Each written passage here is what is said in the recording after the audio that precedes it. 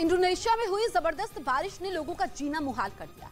भारी बारिश की वजह से वहां ताटुना द्वीप के एक गांव में जमीन खिसक गई और इस हादसे में करीब 11 लोगों की मौत हो गई। बताया गया कि वहां मूसलाधार बारिश की वजह से हालात बिगड़ गए, जिसका एक वीडियो भी सामने आया, जिसमें एक गांव भारी बारिश और भूस्खलन की वजह से पूरी तरह तहस नहस नजर आया।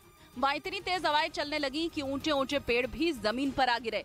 वहीं गांव की सड़क का तो नामो निशान भी मिट गया।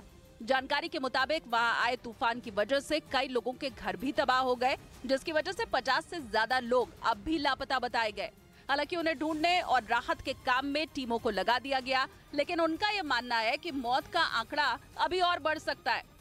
खबर है कि ना करते करते अमेरिका आखिरकार यूक्रेन की अब तक की सबसे बड़ी मदद करने को तैयार हो गया। कहा जा रहा है कि अमेरिका ने यूक्रेन को अपना दमदार फाइटर जेट F-16 देकर बहुत बड़ा रिस्क उठाने का मन बना लिया है, क्योंकि अगर F-16 यूक्रेन के हाथ लग गया तो ये जंग रूस और यूक्रेन की नहीं बल्कि रूस और अमेरिका की हो जाएगी।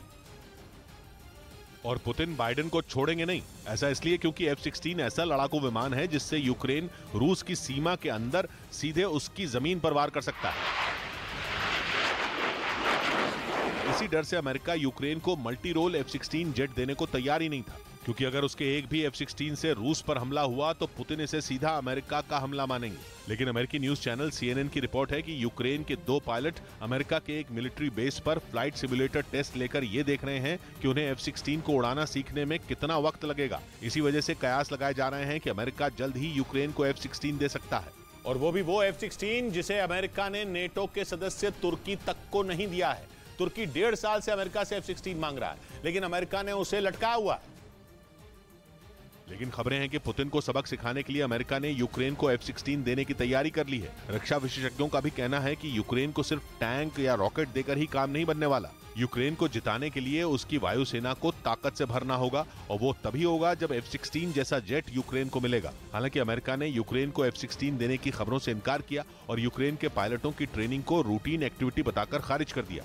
हालांकि यूक्रेन भी सिर्फ अमेरिका के F-16 जेट के भरोसे नहीं बैठा है, बल्कि वो फ्रांस से उसका 4th जनरेशन का मिराज 2000C लड़ाकू विमान पाने की कोशिश में लगा है।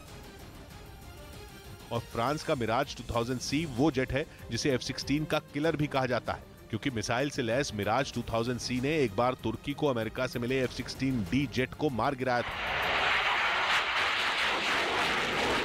हो सकता है फ्रांस यूक्रेन को मिराज 2000C देने के लिए तैयार हो जाए, क्योंकि वो अपनी वायुसेना से उसे रिटायर करने में लगा है। ऐसे में यूक्रेन को मिराज 2000C देने से उसकी सेना को कोई नुकसान नहीं होगा।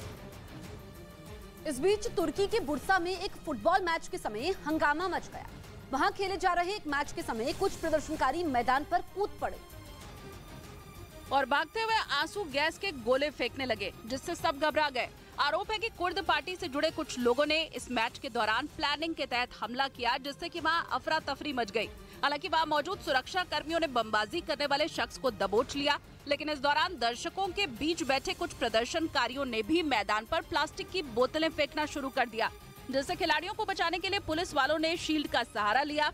हालांकि किसी तरह वहां से सारे खिलाड़ियों को निकाल लिया गया और फिर पुलिस ने हंगामा और बमबाजी के आरोप में 7 लोगों को गिरफ्तार भी कर लिया।